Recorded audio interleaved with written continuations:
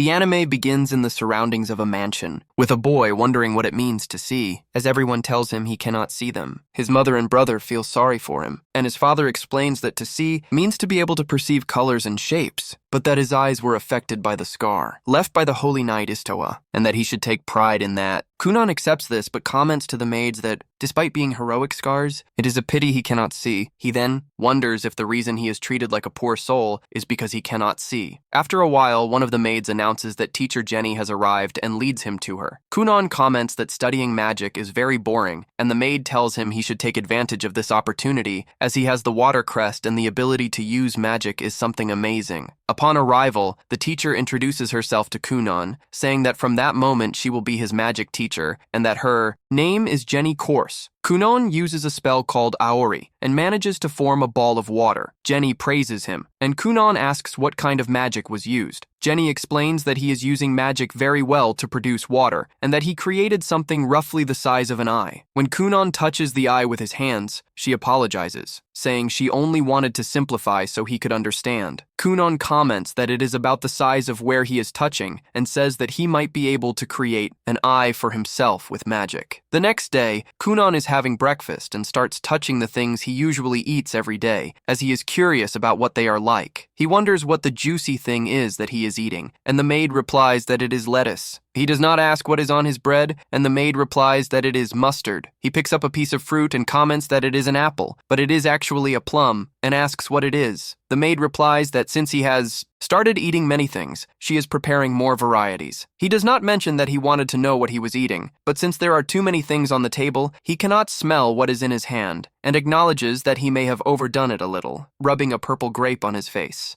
and asking if he can explain what Kunon is, then threatening to cut her salary. And Iko stops bothering him, saying that she got a bit too excited. Later, he is sitting with a teacher, and she asks which book he wants her to read to him. Kunon asks her to read a story about the Holy Knight. Estoa, she is surprised, and looks at Iko, who confirms it. The teacher agrees, but asks him to let her know if he feels unwell. Kunon says he will be fine because he is eager to learn about many things. Then, it is explained that some time ago, a great war broke out between the heroes of the human world and the demon lord. The hero Estoa Ruglia successfully defeated the demon lord, but lost an arm and a leg in the battle. After the war, descendants of Estoa are sometimes children who are born missing something, whether it be an arm, a leg, or even sight. People view these children as the return of a hero, calling it the hero's scars. However, Kunon does not see himself that way, as he is himself, and the magic he wields is his own. He then duplicates the water orbs, and Yuko excitedly shouts that it's perfect, both the magic control and the shape. Kunon thinks that if he perfectly controls the magic, he might even be able to create eyes for himself, and Ku says that he could be a rare mage. Kunon dispels the magic and falls to the ground,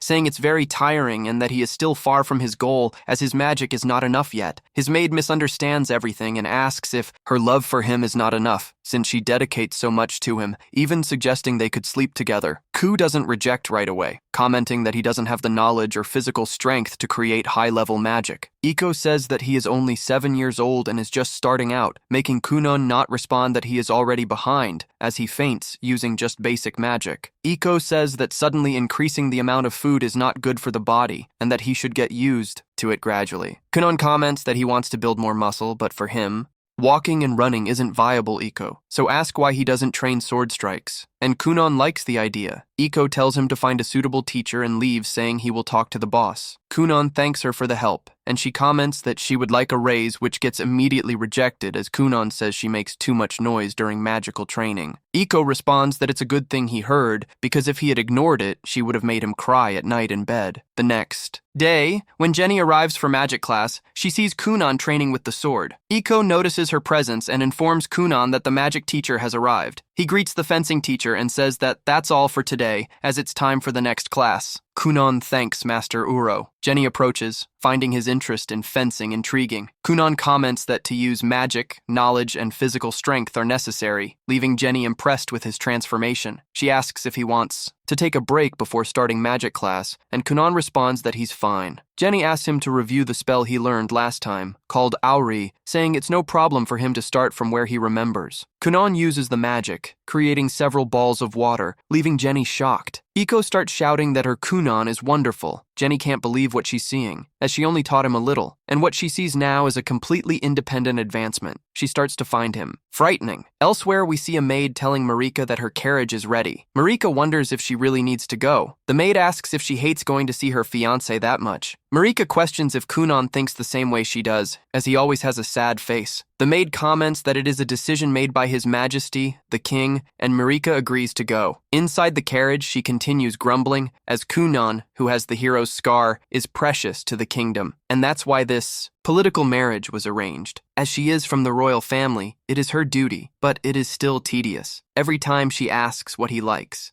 and what could they do to play, but he always replies that he doesn't like anything, with a sad face, saying he can't do anything and can't go anywhere. Thinking that he'll have to see that gloomy face for the rest of his life is discouraging. When she arrives at Kunon's house, she sees a completely different boy. The non-smiling greets Princess Marika, leaving her in shock. She looks at Iko, who unnecessarily comments that the princess looks beautiful and that if she were a big, bearded, middle-aged man, he wouldn't leave her alone. This makes Marika remark that the example is quite scary. What really catches her attention, however, is Kunon. He asks if everything is okay, and Marika questions what happened to him. Kunon comments that he has started to like magic, leaving Marika confused. Then he takes his wand and summons the Aori magic, enchanting Marika. She remarks that it is very beautiful, and Kunon forms a rainbow, impressing her even more. Kunon apologizes for always bothering her, and Marika also apologizes. He extends his hand, asking her to listen to what he has to say, as many fun things have happened. She takes his hand, and they both go out for a walk at night. On the way back home, Marika comments that it was a lot of fun and that she is looking forward to the next time. Kunon thinks it was the first time he extended his hand to someone, and that makes him a knight. We then see a flashback of Kunon asking how he should interact with Princess Marika, as he wanted to become a man worthy of her. The teacher says she will teach him about noble behavior and etiquette. That same night, Jenny is thinking about what she should do, as it is not normal for a boy to be able to keep 7 water balls at the same time, something that is not even possible for her. She realizes that Kunon has improved too quickly, and that there is nothing more she can teach him. Jenny wonders if it is time to move on to intermediate level magic, but quickly closes the book when someone scolds her for making too much noise in the library. Jenny thinks that children should only learn basic magic, and that this job should be something easy, with a very high salary. She is afraid to raise the level of magic, as it could be useful. It's not something safe. Kunon is only 7 years old, and it's too early for him to learn advanced magic. Even so, she is willing to find a way and keep working for her own livelihood. The next day, Jenny tells Kunon that they will do something different, and he replies that it's no problem. She then explains that Auri, the magic he uses, is simply the production of water, and that they will now analyze the nature of the magic. Kunon comments that producing water and making it float allows for maintaining a spherical shape. Jenny congratulates him for noticing that. She explains that temperature, viscosity, components, color, shape, shine, aroma, and taste, when analyzed, show that there are several types of magic. Even though they are all of the water type, they can be very different. Jenny creates 2 balls of water and asks Kunon to touch them. He touches both and realizes that one is cold and the other is warm. Jenny explains that by adding arrangements to magic, originality is created. Kunon asks what that means, and she replies that this is the decisive individuality of a magician, which can also be called a difference in talent. Kunon asks if this is the ability to alter the details of the magic. Then he invokes the Aori magic again, lets the water fall into a cup, and asks Iko to try it. She takes the cup and drinks, tasting apple flavor. Kunon says it's plum, getting back at her. Iko comments that it tastes good and is easy to drink. Jenny is horrified because he managed to create an arrangement that she spent the whole night thinking about how to achieve in just a few seconds. She said Kunon is capable of everything. Kunon comments that it was quite difficult and that he will strive even harder. At night, in bed, Kunon thinks that he can identify the shape and aroma of things, but he doesn't know the colors. Thus, it is difficult to perceive magical changes, and he concludes that he won't be able to create an eye. The next day, Iko asks what Kunon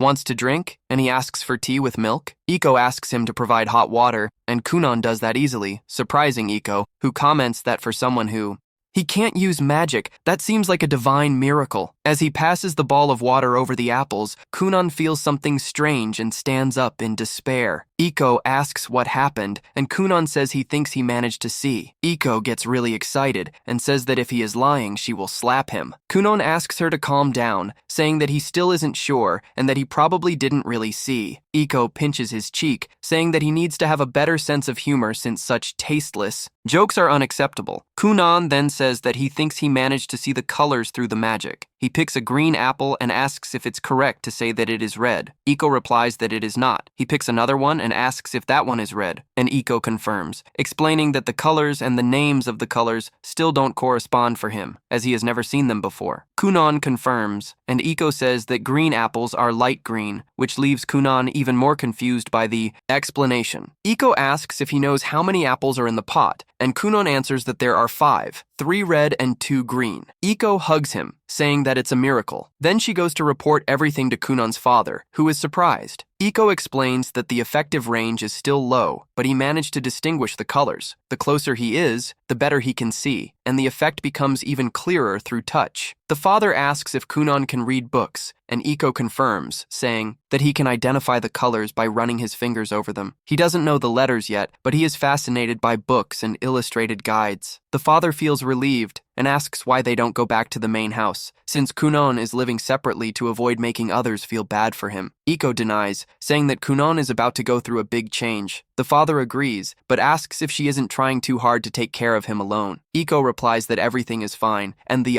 father comments that her joy is good for his son. Iko, not missing the opportunity, asks for a raise, which is denied again. In the gardens, Kunon says he is looking forward to seeing teacher Jenny, for he wants her to evaluate his new magic. He uses the aura again, but this time the magic is greater and red in color. His mother, brother, and father arrive in the garden, and upon seeing their mother, Kunon loses control of the magic, getting all wet. When calling for her, his mother faints, leaving Kunon confused. Iko then explains that red is also the color of blood. His father punishes him, cutting his allowance for 2 months, and reduces Iko's salary for 3 months, sending her into despair and causing her to faint. In the end, we see Jenny terrified in a corner, wondering how far this boy will go and if perhaps he will achieve the highest title of magic, known as the Blue Mage. Kunon is now 9 years old, and his father, Gurion, begins to worry about his education. He calls his brother and tells him about his intention to send Kunon to school. Gurion explains the plan to enroll him in the noble school, but his brother expresses concern. Kunon had never left the castle since he was born, and he fears the boy may struggle to relate to others outside the palace. Gurion had already thought of this, and that is exactly why he called Kunon's brother first. He begs his brother to help the boy at school and ensure nothing goes wrong. In a flashback, Kunon's brother remembers the day he wanted to go out to play with Gurion. That day, Gurion was worried because Kunon couldn't see, but the brother reassured him, saying he would hold his hand to make sure he wouldn't fall. However, just as Kunon took his second step, his leg slipped, and the brother accidentally let go of his hand, which unfortunately led to Kunon's fall. One can imagine that Kunon hasn't trusted his brother as much since then. Still, without a shadow of a doubt, Kunon's brother assures Gurion that he will hold Kunon and make sure nothing happens to him. Meanwhile, Kunon is with Iko, practicing his magic as usual. He is training hydromancy, a magic used to find lost things. Iko teases him, saying he should find her youth, and he responds by reminding her that she is already as cheerful and young as she should be, and there is no need for that when she asks him to find her future husband. He replies by saying that she is a beautiful young lady and that several men would line up for her. He himself would be interested if he weren't a nobleman. The playful conversation is interrupted by the arrival of Lady Flora. As always, Lady Flora teaches him the things he must know. Suddenly, she becomes uneasy. The boy is now 9 years old. She has already taught him many things and raised him to be a knight. She wonders if she is making a mistake, and if she should have trained him to be a more cheerful and carefree man. Kuno notices that she is troubled and asks what she is thinking. Looking at how cute and lovely he is, she feels happy to have been part of the upbringing of such an adorable boy. Later that night, Iko takes Kuno to the main quarters. On the way, she feels very cold and asks Kuno for help. Without hesitation, Kuno creates warm water for them, and Iko hugs the water for comfort. The water is better than any he has made before, and she excitedly comments on how pleasant it is. He also enjoys the praise but says it is just a prototype. She really needs something that warm to have a good night's rest, and he starts considering making a bed with the same density. Kuno is very worried about the fact that Gurion has called for him. He wonders if he did something wrong, but Zico reassures him, saying there is nothing wrong, and reminding him that he learned from blood lessons and did nothing wrong. While they walk, he reminds her that he only did that because she asked him to give it his all. She also doesn't hate what he did, but Gurion does, so their opinions don't matter. They arrive at the castle, and the servant greets them. He mentions Brother X and recognizes him immediately. He greets his brother and accompanies him to their parents' room. On the way, X asks if Kuno needs him to hold his hand, but Kuno says no. He has grown up and now understands his surroundings, managing to walk by himself. Islo remembers the days when he held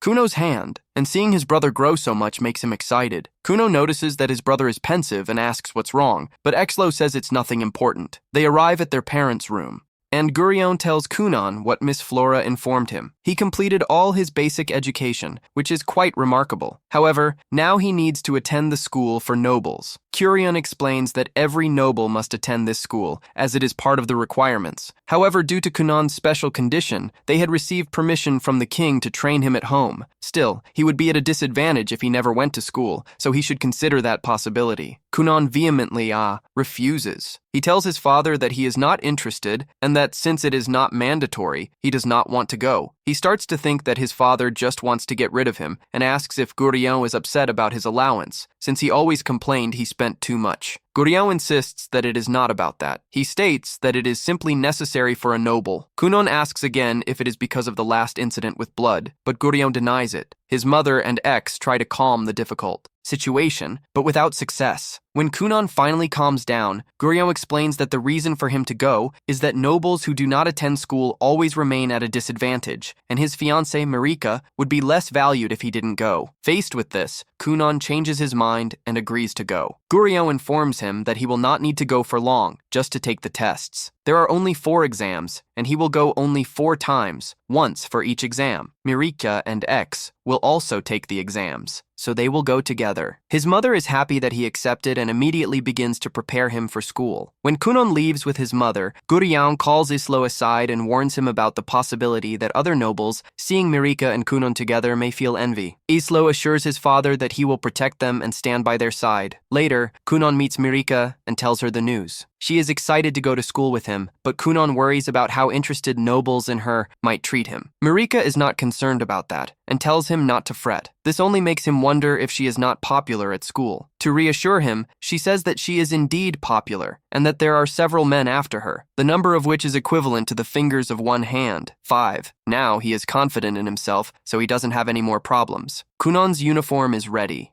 He dresses him up and he looks like someone from royalty. Iko teases him and Kunon responds as usual. His response surprises those who have never seen him so joyful before. They enter the carriage and Kunon uses his water magic to stabilize the wheels during the journey, then bidding farewell to his parents. The carriage departs while his mother cries in front of the house. Inside the carriage, X notices how smooth the ride is and acknowledges that it is thanks to Kunon's magic. Upon seeing Zulo, Kunon realizes that his brother was worried about him and his safety. He states that he has grown now and feels confident, so Zulo doesn't need to worry anymore. He recalls when he slipped and fell as a child, and Zulo held his hand, admitting that his brother felt extremely guilty and took full responsibility for the fall. However, Kunon reassures him, saying he knows X wasn't to blame. He tells his brother that back then, he felt bad about life and wanted to die. Now, he no longer wants to die. He is resilient and assures that he will live no matter what happens, even if he is the last human to die. This is encouraged when he sees how mature his younger brother has become. Now he doesn't even know whether Kunon is his younger or older brother. He admits that Kunon has changed, and wonders if this is due to his close companionship with Iko. Soon, they approach the school and Kunon notices first. He warns X that they are already close, and X wonders how he noticed this so quickly. Kunon reveals that he can now sense the presence of humans around. They arrive at the school and Marika appears to greet them. She compliments how handsome his uniform looks, and the cheerful atmosphere between the two makes X wonder why they are so happy. Marika moves to guide them inside the school, but Kunon steps back. He uses his magic to read the sounds and feelings around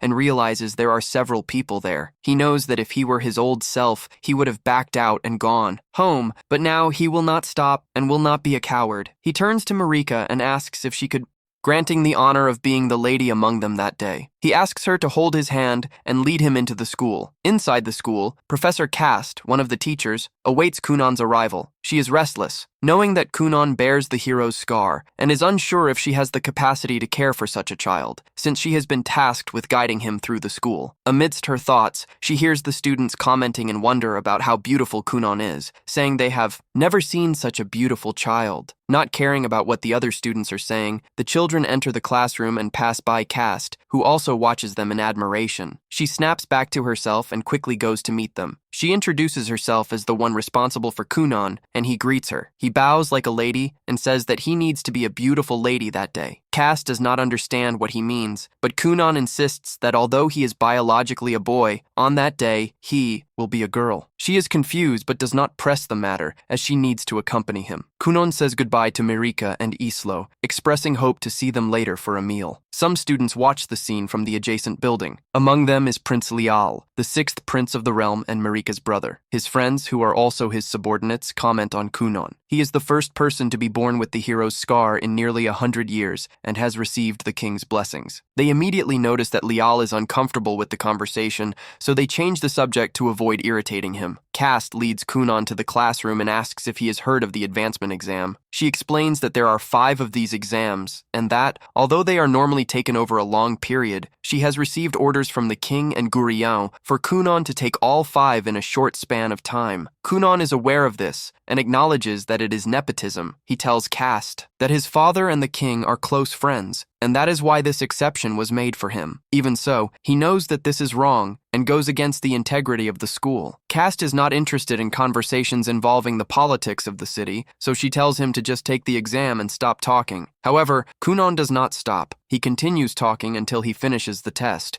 The test collects the tests and will correct them. She is completely shocked to realize that he got all the answers right without missing any. After that, Kunon meets Mirika for lunch together. However, before they reach the cafeteria, Lyle appears with his subordinates. He asks to confirm if Kunon really received the blessing of the king. Mirika becomes visibly nervous, and Kunon notices this, although he does not know who the boy is. Zilu also arrives and tries to calm Lion, but the prince continues to cause trouble to protect his fiancée. Kunon takes water from a nearby cup and spills it around Lion's pants, making it look like he wet himself. He then calls everyone's attention to the fact that Lion has wet his pants. Lion denies it, but the evidence speaks for itself. He then leaves with his friends, embarrassed and furious. Both Mirika and X know it was Kunon who did that. X looks at him suspiciously, but Kunon simply says they should go eat. During the meal, Kunon asks who Lial is and is shocked to find out that he is his future brother-in-law. He wonders if siblings can be cruel to their own siblings, since his own brother has never been like that. He is surprised to learn that there are siblings who do not care about their brothers. He is just happy that X is his brother and that he cares so much about him. X, however, is worried about having provoked someone so important, but Mirika says that Kunon is just like that. The guy only hopes they don't get into more trouble. Kunon, in turn, seems to be having a lot of fun, just hoping he doesn't step on any more toes in the cafeteria. Kuno asks America why Prince Lyle placed himself in his way without hiding his violent nature. She replies that he appeared to pressure him. She comments that her brother is the 6th prince, and she the 9th princess, so her position is inferior in the royal hierarchy. But her fiancé is the mage who bears the hero's scar. His status has risen quickly. Now that Kunon has become known, they will be above high society. But beyond all this, Mirika is happy to be his fiancé, and Kunon is too, suggesting that when he sees the king, he kneels in gratitude. That said, he wants to apologize to Liu, but neither Io nor Marika allow it. Next, we move on to the teacher. It's mentioned that today is Kunon's last exam, so he must learn to modify the texture of water. Kunon turns water into ice, but the feeling is like that of an apple. Jenny suggests he touch various things to replicate the texture. Later, we see Kunon touching a horse, and I find that strange. But at that moment, Mirika arrives. Kunon comments that, since this is the last day he will hear her voice, he feels as if his world is filling with sadness. Irika tells the exaggerated Kunon that they are not leaving until evening, alleviating his sadness in a second. After that, the three go to take the final exam. Kunon is excited to feel like he is in a real school, although he is also sad for not being with his teacher. She says she will be watching and wishes him good luck. It becomes clear that Kunon and the teacher have more trust in each other. The protagonist responds that this was because of the exams. She recounts that she became a teacher to follow the man she loved to a noble school. However, the man failed the exam, and she ended up alone. The other two do not understand how a teacher can share her life with a student, and just at that moment, another student speaks to Marika, asking her to introduce them to Kunon. With all the chivalry, Kunon introduces himself as the fiancé of Princess Marika Uglia and the younger brother of Isha. With that, he feels relieved knowing that his brother and his fiancée have friends, as no one was talking to them. However, Marika explains that if she was seen alone, it was so she could spend more time with him, so she asked her friends for a little peace. Since Kunon didn't know this, he thanks the princess for her consideration but admits he was also worried. Obviously, he couldn't ask if they had no friends or if they were alone at school. Thus, he is glad his brother is not alone and that the princess has friends. Otherwise, he would have had to console them, comparing their loneliness to his own situation, saying that it is okay not to have friends. So much drama leaves everyone speechless, but Marika,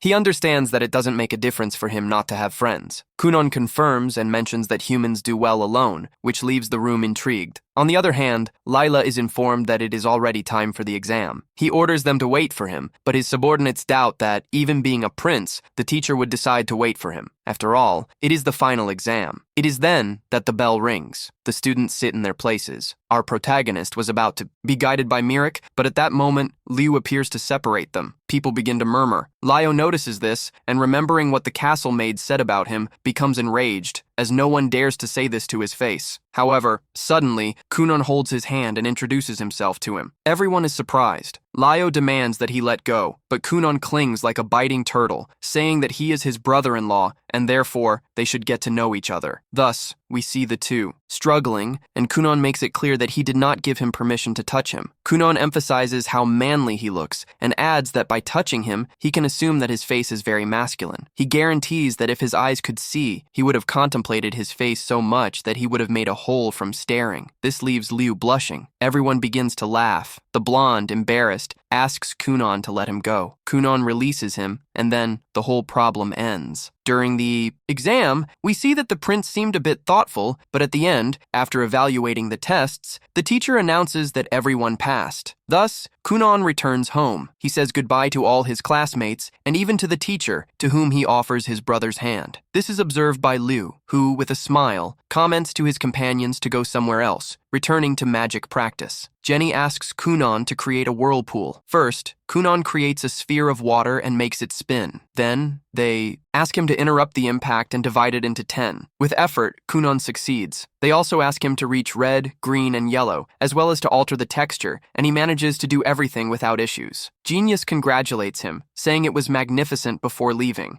Kunon asks for a moment, mentioning that he made a modification by adding shape and temperature to the texture. Thus, we see that he shapes a sphere into a bird, which then flies away. Jenny is surprised, falls to the ground, and says that it's all over. A little later, we see the two of them having tea. Jenny wants to talk about something. Kunon thinks it must be dinner to celebrate his graduation, and informs her that she is also invited. She comments that it's not about that, but that graduation is a good time to tell the truth, asking if he is mentally prepared, as she needs to share something very impactful. We see Kunon worried about this and taking a sip of tea before continuing. Jenny asks Iko to step out. When she leaves, Kunon clenches his fist, saying that it is too sudden, imagining that Jenny is a goddess of the night sky and that she needs to leave to return to her world. Jenny likes the story, but that's not it. The truth is that she no longer has anything to teach him. She confesses that for some time she hasn't had anything new to teach. She has already taught him everything about elemental magic, which wasn't for attack. Now, Kunon even masters magic better than she does. He just needs to learn a new spell to surpass her. Kunon stands up saying that this isn't true. He confesses that he liked the tricks and ruses she used to teach him, even when she was just trying to instruct him with her magic. Jenny realizes that Kunon had already noticed her. Despair, which puts her more at ease. Kunon says that his magic expanded thanks to her tricks, recalling when Jenny spoke about Ari, comparing the sphere he created to an eyeball. For Kunon, that interaction was the only thing that made him want to live. She saved him. Therefore, if she is resigning because her salary is low, he will tell his father to increase her pay. She insists that, in fact, she feels bad because she receives much more than she deserves, and she doesn't deserve that much for not doing anything. She steps closer, holds his shoulders, and says that he will be better off with a truly capable teacher to guide him, so he can become as great as he should be. When she kneels to say goodbye, all the aquatic animals he had created They also touch her body, trying to persuade her to stay, but she does not want to. She says that those little tricks will no longer help him. Even so, he insists that those little tricks are exactly what he wants and needs. If they are so important, why does he keep calling them tricks, as if they hold no value? In the end, all his pleading and supplications are in vain. She has already made her decision and leaves without looking back. Outside the castle, she looks back and admits that he has the skill and talent to become an extraordinary sorcerer. She thinks about how hard he works and trains constantly, acknowledging that he started at a disadvantage because of the hero's curse he bore, but he managed to overcome that disadvantage and become as great as he is now. Therefore, she will not lose to him and will ensure that she also continues to evolve. Later, Iko finds Kunon and informs him that Lady Flora, his elementary school teacher, has also left. She explains that Flora left because he graduated and no longer needed elementary lessons. When Kunon wonders why Flora didn't wait to say goodbye to him, Iko reveals that Flora said she would be too emotional if she had to say farewell. Like a good boy, Kunon promises to write to Flora and say goodbye by letter. Iko suggests that in the content of the letter, he should ask if Flora knows any good-looking, well-paid, single man in her circle, so that Iko can get married. Upon discovering that Iko also wants to marry and leave him, Kunon's heart is broken. Iko insists that he will be fine without her, but Kunon only feels like he will be an orphan. Ginny left him, Flora left him, and now Iko also wants to marry. He concludes that he will not ask Flora anything about a man. During dinner with his parents, he recounts that Ginny asked him to find a good sorcerer to teach him, as she was no longer good enough for him. He then asks if they know any talented sorcerers they could recommend. At that moment, the memory brings to mind a sorcerer he heard about at the academy. He doesn't quite remember the name, but when he mentions part of it, his mother instantly recognizes it: Zioni. The royal sorcerer Kunon wants Zioni as his master. At the same time, he asks Gurion to call him. Gurion interrupts him, saying that Zioni is a royal sorcerer. Royal sorcerers respond only to the king and the members of the royal family. No other noble may have access to them, much less bring them to their own castle. Kunon tries to convince his father, reminding him of his close relationship with the king, and asking if he couldn't use that influence to get Zioni. When Gurion insists that it is impossible, Kunon comes up with a plan. He would accompany Gurion to the palace, get lost inside, and then the royal sorcerers would find him, and he would become their apprentice. A clearly flawed plan. Gurion wastes no time in saying that the plan is absurd, but his mother believes in him. She is easily moved by the desires of Kunon, and Gurion, in turn, is easily moved by his wife's wishes. In the end, Kunon's mother manages to convince Gurion to at least try to speak with the king, although she makes no promises. Gurion sends a formal request to the king, asking for Zioni at the palace. One of the princesses takes Gurion's request to the Grandmaster. The Grandmaster wonders what kind of noble would make such an absurd request to have a royal sorcerer as a master. However, when the princess reveals that the boy is her sister's fiancé, the Grandmaster immediately realizes that it is Kunon, and his jaw drops in shock. Finally, if you made it this far, comment the word magic to show that you reached the end. A few days pass since then, and finally, Kunon receives the call from the royal palace to present himself to the royal wizard. He enters a carriage alongside his father, who seems quite pleased with how things have turned out. Kunon comments that the friendship between the king and his father must be quite deep for him to be willing to fulfill such a request. However, his father replies that the real reason they were given the opportunity to meet the royal wizard is that the court's chief mage has shown great interest in Kunon and his abilities, wanting to meet him in person. Then the father asks what kind of magic Kunon can already use. At that point, Kunon immediately intones a spell and creates a small sphere of water that quickly transforms into a black cat, settling in his lap. His father is astonished, saying he can't believe that something like this can be achieved through magic, and begins to pet the little kitten. He is surprised to realize that the cat doesn't even seem magical or made of water. To the touch, it is exactly like any ordinary cat one might find on the street. Kunon explains that he has only recently managed to master the appearance of animals, as before he could only create completely transparent creatures, but in his recent attempts, he has managed to change the colors of the animals as he wishes. His father begins to play with the cat, all delighted, and Kunon asks if they shouldn't adopt a real cat for home. Like a typical father, he refuses, claiming that a cat would make too much mess around the house. Furthermore, he might end up tripping over it and hurting himself. To top it off, he states that Kunon's mother prefers dogs. Anyway, he really has no choice when it comes to another animal. Soon after, they enter the capital and are immediately greeted by a silver-haired girl named Reicha, the second princess of the kingdom and older sister of Marika. Kunon warmly greets her, saying he is very fortunate to have such a beautiful woman as her as a sister-in-law. His father wonders if his son is the street type, but decides to think about it later. Rachel smiles and comments that she has heard many things about Kunon. Through her younger sister, who would love to have a long conversation with him, she also notices the cat and asks if it needs any special food. However, at the moment Kunon's father places the cat back on the ground, Kunon ends the spell and the cat turns back into just a puddle of water. Rachel then realizes that Kunon is much more skilled than she had initially imagined, while the father feels a little sad for not having had the chance to give the cat a name. Rachel offers to take Kunon to the Black Tower. The father says he will also talk to the king and perhaps return home afterwards. Kunon asks him not to worry, since after visiting the Black Tower, he intends to see Marika and maybe take her on a date. His father tells him to enjoy his time and promises to arrange a carriage whenever he decides to come back home. Then, Rachel takes Kunon to the Black Tower and, on the way, asks if he is comfortable walking or if he needs any help. Kunon responds that he is perfectly fine and immediately begins to ask a series of questions that leave her confused, as they are all on a level comparable to Stephen Hawking's theories when it comes to magic. She says she cannot have such an advanced discussion while walking and asks if he knows how many children the current king has. Kunon had never thought about that until then. Rachel then reveals that the king is a real ladies' man and has produced one after another, 7 princes and 10 princesses. She is the 2nd princess, while Marika is the 9th. The most interesting thing is that, in this country, the succession to the throne does not work in the traditional way where the throne automatically passes to the eldest son. There, they follow something called meritocracy, where all princes and princesses are evaluated based on their skills and merits, which can vary according to their talents and the level of dedication they show to a given art. This means that even the youngest prince or princess has the same chance to claim the throne,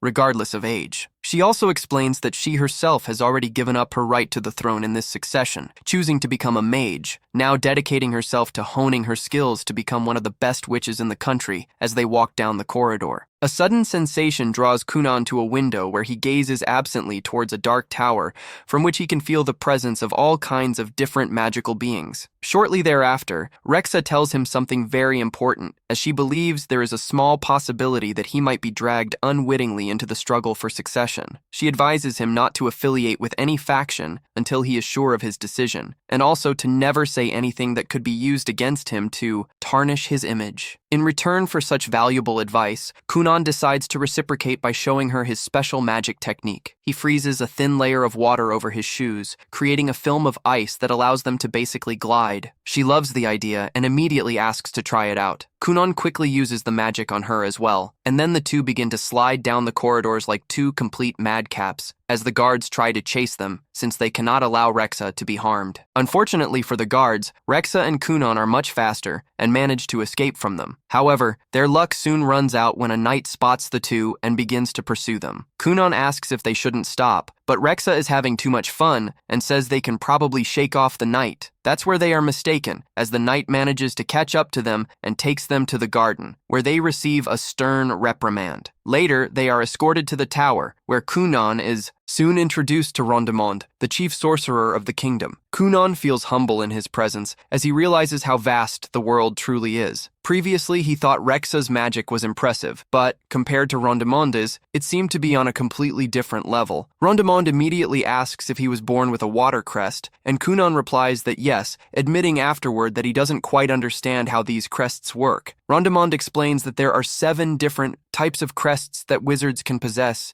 each related to their magical affinity: fire, water, earth, wind, light, darkness, and thunder. Moreover, each coat of arms has a star rating that ranges from 1 to 5, which makes Kunon's 2-star rating relatively common. Rexa comments that she is also a 2-star wind mage. Kunon immediately understands and says he can feel this, comparing himself and Arecha to common processed cheeses, while Rondemond would be like a handcrafted wheel of aged parmesan. Rondemond agrees with the description and reveals that he is actually a 4-star mage. Shortly after, Rondemond takes them to the training field below and warns that he will test Kunon's magical skills to assess his potential. Kunon feels a bit intimidated, wondering if this means that a real mage would be willing to become his tutor if he passes the test. However, he doesn't have much time to think about it, as Rondemond immediately calls over an older student who is also a real mage and asks him to demonstrate his water magic. The mage chants the incantation, and immediately several magical water droplets appear in the air, forming a bright and beautiful pattern. Rondamon then turns to Kunon and tells him to surpass the boy's magic with his own. Kunon remembers what Jen always told him, that he not only could create water, but also manipulate the water that already existed in the environment. Until then, this had never been a problem for him, but he had never tried to take control of the water created by another mage. He realizes that Rondamon has effortlessly created a challenge that neither he nor Jen had considered before, and now he would have to deal with it on the fly. Still, Kunon decides to give it a try and immediately attempts to wrest control of the magic from the silver-haired mage. At first, he believes it will work, but soon meets an obstacle as the water droplets begin to resist, given that the other mage can easily maintain control over them. Rondamon watches with great interest to see what will happen next. However, Kunon is not one to give up easily, so he gives it his all, and uses all his strength to try to take control. To everyone's surprise, Kunon manages to wrest 2 of the water spheres from the hands of the highly trained and experienced mage.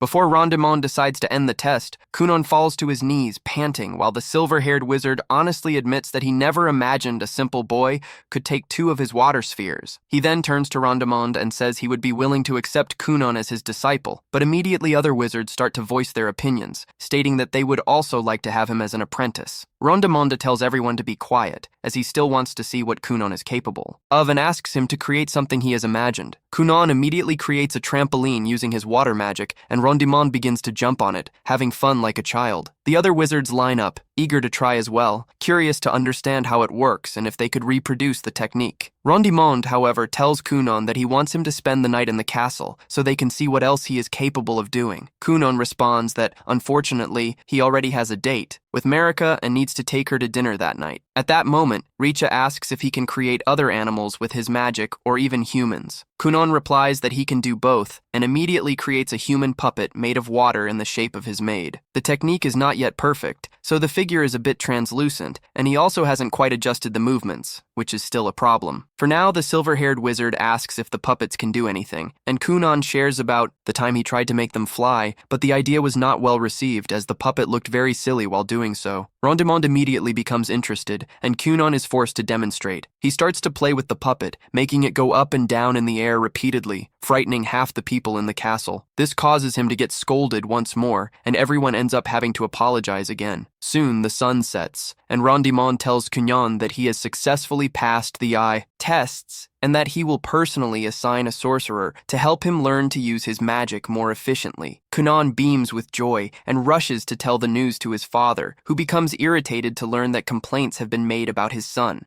Twice in just a few hours, and he reprimands him for being irresponsible with his magic. Shortly after, his father departs back to the mansion, leaving Kunon behind with Recha, who realizes he needs to meet Marika, or they will be late for dinner. Recha says they will have to use magic to reach Marika in time, so they decide to conduct a little experiment. Kunon creates a bubble of water, and Recha uses her wind magic to propel them forward, as if they were on Aladdin's magic carpet, soaring through the skies and getting near Marika's chambers in no time. Unfortunately, Recha forgets to gradually lessen the magic and cuts it off all at once, causing them to fall. They end up being caught by the Knight of Ario for the 3rd time that day, who is quite irritated and once again gives them a long lecture. Meanwhile, Marika continues to be nervous about the scheduled meeting, which is understandable since it is her first date. Then they inform her that Kunon has already arrived. Laura is about to tell Marika that she was pretending to keep her composure, but as soon as she hears Kunon's name, she jumps for joy. At the entrance, the protagonist greets her in a chivalrous manner. He comments that he was very well escorted at school. However, now it is his turn to escort her, and then he takes her hand. At this moment, Laura peeks through the door to meet Kunon. After that, they arrive at the restaurant. Inside, Kunon toasts to Marika's beauty. Laura realizes how chivalrous the protagonist is, understanding how he managed to win Marika over. The princess asks how it was at the Black Tower. Kunon shares that he met her sister, Raicha, an incredible people, especially the magic of the great master Keho Azul. He also mentions that he passed the test, although he still doesn't know who his instructor will be, but that everything will turn out as perfect as Marika's nails. He mentions that he heard many stories, but theirs are even more fascinating. They shine like a scarecrow in a field of wheat swayed by the wind. Kunon uses so many strange references that Mirika begins to find him odd. Still, if Mirika is happy, nothing else matters. At that moment, Kunon speaks directly to Mirika. He comments that this dinner is the best he can offer right now, but that when they marry, they will be able to live like this always, and he wishes to walk alongside her in the future. These words win over the helpers and Laura, who start calling Kunon a wonderful guy. When dinner ends, we see Mirika tossing in her bed because of Kunon. The next morning, the protagonist is working when Iko calls him to help her wash clothes using his water magic. She comments that he has been making uniforms, but Iko scolds him for staying locked up since he returned, saying that a child's job is to soak up the sun to grow. Kunon realizes he is shorter than Iko and asks if women like tall men. Iko replies that some do, but she likes Kunon, whether he is tall or short. Kunon was about to comment on what he likes about her, but feels it would be betraying Mirika, so Iko calls him a womanizer. After washing everything, Kunon asks Iko if any letter has arrived for him. When she says no, he imagines that they have not yet decided who his master will be. At that point, we see Victor looking for Chan. Since there's no response, Victor goes to his office, wishing to come out alive. Upon entering, he sees many papers piled up and Ion waking up from the floor. Victor informs him that the Grand Master is calling him, and he opens his eyes. Back at Kunon's house, he is cheerful to finally have a new teacher. Iko asks what the name is, and Kunon responds that it is Sinroll. Iko gets excited to hear that, recalling that he is the famous handsome wizard that everyone talks about. Desperate, she asks the protagonist what to do, as she needs to look presentable in front of that knight. Kunon tries to complain about her wanting to look nice for another man who is not him, but he ends up agreeing, saying that she should get ready immediately. In another scene, we see Mirika getting ready at the request of Raixa. When finished, they head towards the castle entrance. In the corridor, however, they encounter their other two sisters, Everil and Lidalha. They try to intimidate Mera, but Richa protects her and puts the two in their place, making them step back. Without further distractions, the two continue the conversation. Richa is irritated for not being chosen as Kunon's master, questioning why they had to choose that guy. We then return to the protagonist, who is calm, enjoying tea, while Iko is extremely nervous. At that moment, the carriage arrives, from which Princess Marika descends. As usual, Kunon greets her with many compliments. Then, Zeon also gets down from the carriage, and upon seeing him,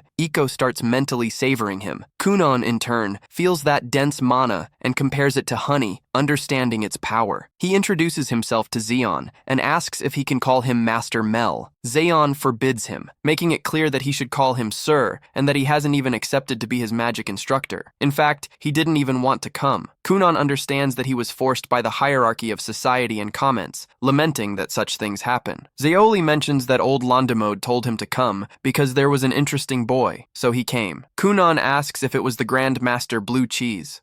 Who sent Master Mel? These nicknames annoy Zeoli. Observing the situation, Dario intervenes. Kunon recognizes him and thanks him for helping them the other day. Surprised, Marika asks the protagonist if they know each other. Kunon replies that, more than acquaintances, they have gone through 3 peculiar situations and changes the subject, asking if Sunsei only is pretty, whispering what it really is. Marika is surprised, after all. Kunon does not see, so he does not know what it is to be pretty. This irritates Zeonlei, who asks if he is laughing at him. Kunon responds that, of course not, which makes Zeonlei find everything even stranger. Thus, they get to know each other better. Kunon thanks Marika for bringing Zeonlei but admits he also wanted to see her, his fiancée. Kunon reciprocates, but Zeonlei interrupts the flirting to have a fun conversation about magic. By the smile he makes, Dario comments that he seems to want to mock Kunon, while Iko gets lost in his gaze. Zeonlei asks if Kunon knows what superposition is. Kunon answers that spells are released from circles drawn with mana, and that superposition is duplicating that circle. Then, Zeonlei asks how many he can use. With humility, Kunon responds 31. This surprises Zeonlei, but he claims he can reach 50. Kunon thinks that's incredible and asks how he did it. Zeonlei also wants to know how Kunon overcame the 20-layer wall. Kunon explains that he overlapped the emblems and that he discovered this on his own, although with many trials and errors. This continues to surprise Zeoli, who remembers when Victor and Raisha confronted him to be Kunon's master, even though he didn't want to see him when he came before. He responds that he only came because the master found Kunon interesting. Victor and Raisha comment on how talented Kunon is, in addition to the tricks he performs with his magic. Now, having met him in person, Xian Li understands why there was so much fuss around Kunon, asserting that he is a prodigy. After that, he asks Kunon to show what he knows how to do. However, Kunon wants to learn how to reach 50 layers, but Xian Li says it would be a waste of time to teach him, something he still isn't capable of doing. Therefore, if he wants to learn, he must demonstrate his worth and then beg to be taught. Upon hearing this, Marika comments that Kunon would never do such a thing, but he immediately begins to beg to be taught, even praising him. He says he wants to see his generosity and affection, in addition to his lonely side. He claims he would do anything if Kunon teaches him how to use 50 layers. Although he asked for this, Xian ends up feeling uncomfortable and clarifies that Kunon does not call him master because he has not yet accepted it. Nevertheless, he will show just how impressive he is. Saying this, he mentions that he possesses the 3-star Earth emblem, then creates an Earth wall and orders Kunon to destroy it. He also asks him to create a waterbed so he can observe, but upon touching the bed, Xian is enchanted by how soft it is and eventually falls asleep. While Kunon touches the wall, he realizes it's soft, but the mana makes it hard. He remembers Jane's explanations about magic. The emblems create magic circles that are set to form spells, serving as the foundation for each one. Superposition is the number of times these circles are divided and reconstructed, and this number indicates the level and originality of the magic. That wall is a masterpiece of 40 layers. Mirika is impressed by Kunon's concentration, but then he suggests they talk a little. Mirika questions whether that is a good idea. The protagonist reassures her, saying they will wait until he wakes up. Even so, Marika appears worried. Still, Kunon says she doesn't need to worry, as he can destroy the wall in an instant. In the afternoon, Xian wakes him by falling from the waterbed and asks how long he has been asleep. Dario informs him it has been 2 hours. He then gets up and asks the protagonist why he is so calm, if he has given up. Kunon replies that not at all, he was just waiting for him to wake up. Then we see him cast a spell, and a large amount of foam begins to cover the wall. The protagonist explains that since it is an earth wall, it becomes fragile when absorbing too much water, comparing this to hard bread. Xian smiles at him, says Kunon got everything right, except for the purpose of the hard bread, but asks why he used the robot, questioning whether his specialty isn't Auri. Kunon replies that he is right, but thought it would be easier this way. Xian acknowledges his ingenuity. Kunon takes this as an acceptance to be his disciple. However, Xian becomes irritated with his haste, although in the end he accepts him as a disciple. Kunon celebrates this achievement with his fiancée, which clearly irritates Xian. Then, he makes it clear that from now on, he, the master, will take precedence over the fiancé, as Kunon will have much to learn and will participate in his experiments. That said, he asks Mirika what she will do, since, while Kunon continues to grow and accumulate success, women have begun to compete for him. Mirika understands what he means and starts to tremble at the thought of being taken away from him. He does not realize this and asks Z only not to treat Mirika that way. He confronts him, saying that he says this but actually likes to tease the girls. He is the type who only realizes when it's too late, teasing the girls he likes only to see them being won over by others. All these sharp words hit directly to the heart and mind of poor Zioli. That night, we see Marika looking out the window, thinking about what the master said, as she knows he is right, and that if things continue like this, she and Kunon will soon be separated. But anyway, if you made it this far, comment the word water, so I know you reached the end.